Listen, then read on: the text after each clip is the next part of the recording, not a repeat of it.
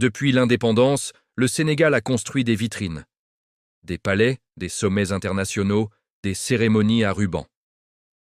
Pendant 60 ans, la façade était impeccable. Mais l'arrière-boutique, elle, restait vide.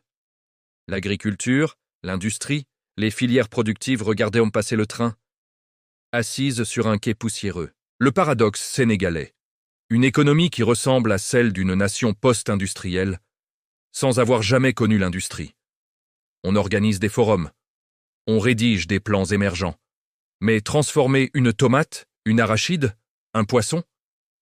Le pays semble frappé d'amnésie industrielle. Pourtant, l'argent n'a jamais manqué. Des milliards sont tombés. Financements bilatéraux, multilatéraux, prêts, dons, programmes, projets, une véritable mousson budgétaire.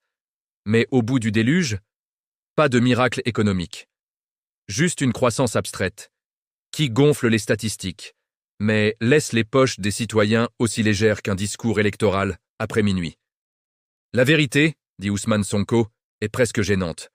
On s'est trompé de priorité. Le prestige politique a primé sur les chaînes de valeur. Les paillettes ont remplacé les machines. Car une économie ne se décrète pas dans un communiqué.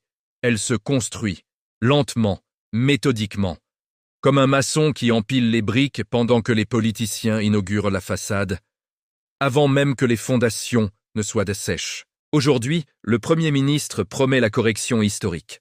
Transformer un pays de conférence en pays d'usine, un territoire de discours en territoire de filière. Reste une question, suspendue dans l'air chaud de Dakar comme un ventilateur fatigué.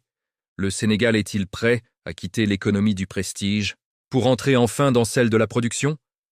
Car dans ce pays, où les promesses ont souvent été plus nombreuses que les machines-outils, la révolution industrielle risque de commencer par une révolution des habitudes.